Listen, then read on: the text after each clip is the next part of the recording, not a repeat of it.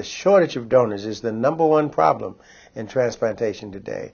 The MOTTEP effort is a consequence of a recognition that the minority population is in greater need than any other ethnic group, and therefore we need to have a focused, targeted program, and this is what MOTTEP has been all about. African Americans make up approximately 13 to 15% of the national population, and yet comprise more than half of those waiting for kidneys.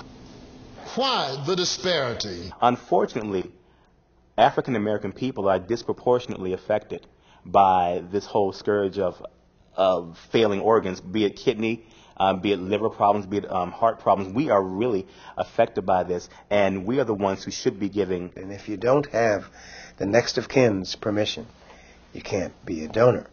So it is critical, therefore, to have family discussion.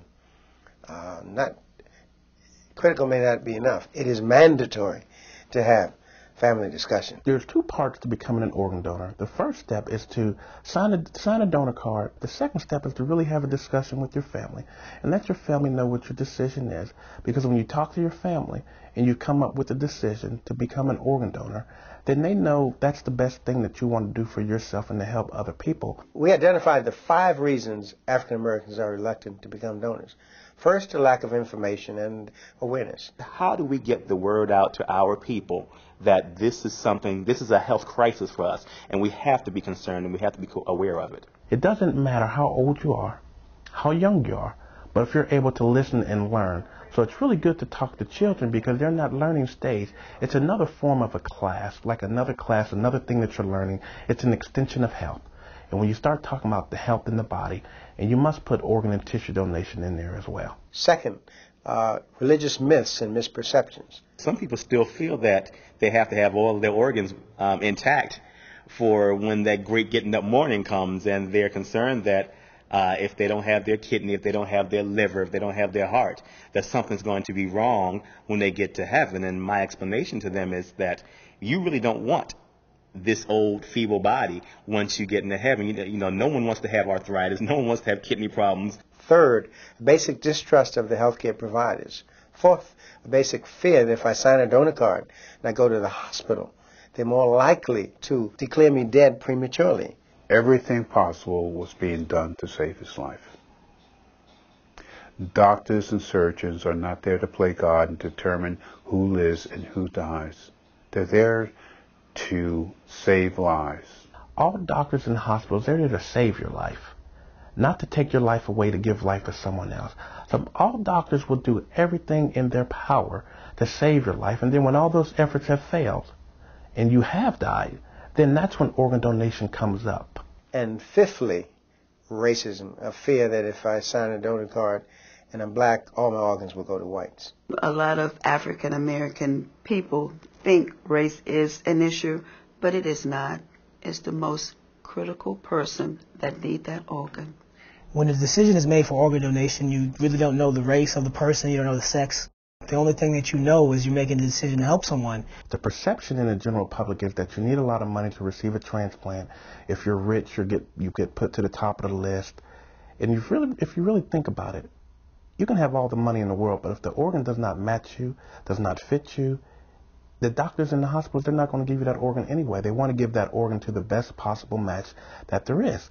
So sometimes when you hear about the great famous people who receive transplants, it's not because they have a lot of money. It's just because they're a little famous. And people want to hear about famous people. There are common people who receive transplants in 1 day, 2 days, or a week or less. I'd gotten pretty sick, and a young lady in the congregation didn't know her very well. Just came to me one day, and she says, well, what is it that I can do to help? He was getting sicker and sicker. And right then at that moment, the Lord just told me out of the clear blue to give him my kidney. I gave her the number to the people at Howard University Hospital, not really expecting anything to come of it. And within 2 weeks, she called me back and said, well, when do you want to have the surgery? The process was pretty much for me. I arrived at the hospital the day of the surgery, I guess about 5:30 a.m.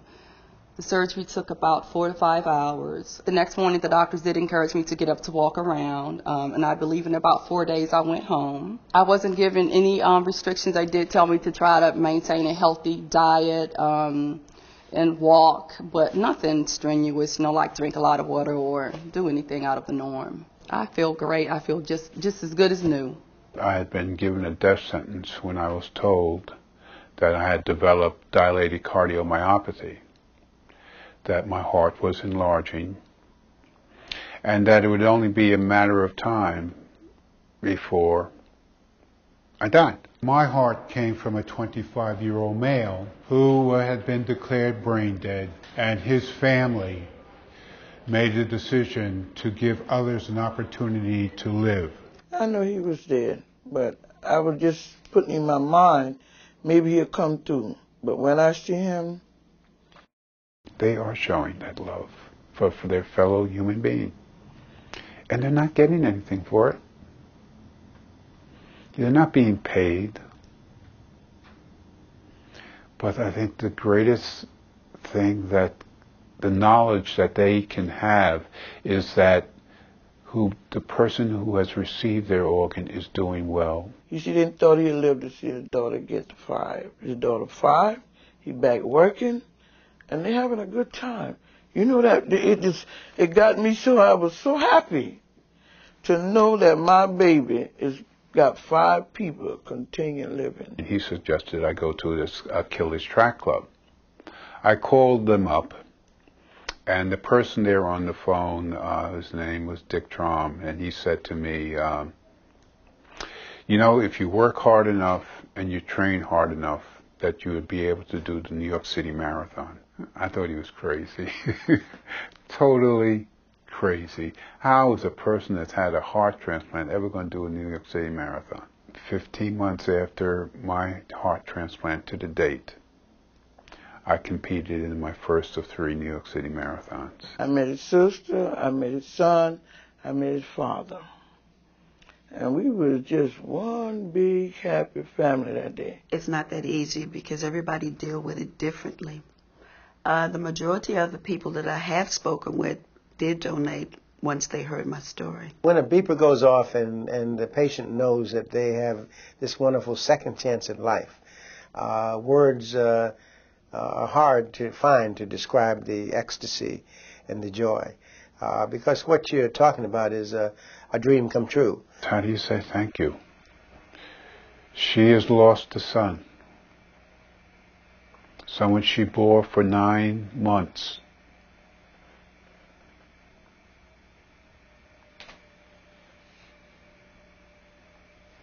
How do you say thank you?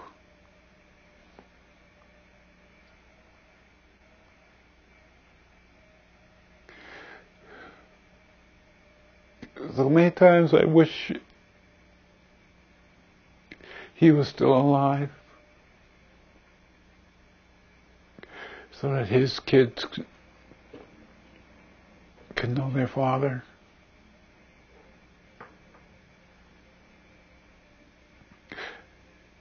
How do you say thank you? I thank you for all that you've done thus far. Thank you for all that you've done thus far. Thank you for being the God that you are. Being the God that you are. Thank you for food on